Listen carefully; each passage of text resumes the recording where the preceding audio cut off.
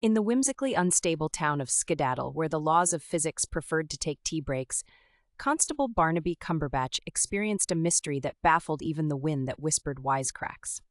Now, Cumberbatch wasn't your ordinary constable.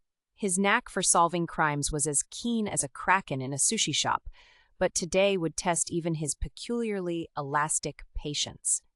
It all began one tumultuous Tuesday when Cumberbatch's cat, Lord Fluffington, acquired a most curious case of levitation. Yes, levitation.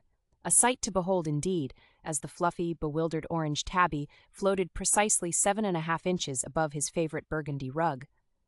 Constable Cumberbatch, who was at the time enjoying a steaming cup of nutmeg tea, spat it out in a fine spray, painting his startled geraniums with a light brown hue.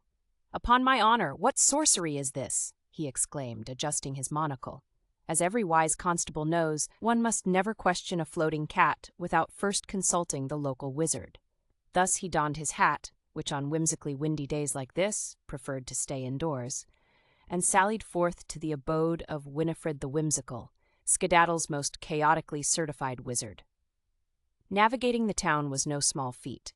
The roads of Skedaddle meandered like a drunken minotaur after a particularly festive solstice celebration. Constable Cumberbatch arrived at Winifred's tower, which naturally was upside down today. "Ah, Barnaby, twist the third brick from the left," shouted Winifred from an upper-story window, which now faced downward. Doing so, he entered to find the interior perfectly normal, a phenomenon that caused many a visiting logician to despair. "Winifred, my cat," he began. "I know, levitating. I saw it happen last week with Mrs. Doodle's poodle," she interjected, stirring a cauldron that smelled suspiciously of petunias and peppermint. "It's this new tea I've been experimenting with. Great for plants and pets, apparently." Constable Cumberbatch pondered this.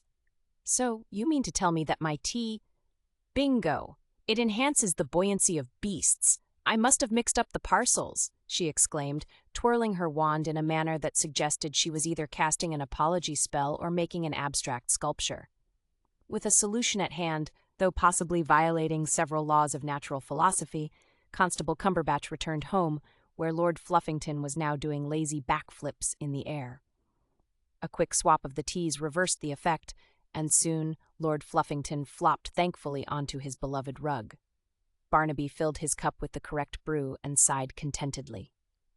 Just as peace returned and the cat ceased to be a ceiling ornament, there came a rap at the door. Startled birds, a sly fox, and 3 bewildered squirrels sought the magical tea for a lift. Barnaby smiled, tipping his hat, which begrudgingly agreed to help. After all, what harm could a floating squirrel do? Thus, peace was restored in Skedaddle, or as much as could be expected in a town where even the shadows preferred to dance than stick properly to their owners. And Constable Barnaby Cumberbatch learned always to label his tea, lest his cat, or indeed any unsuspecting beast, take an unexpected flight before tea time.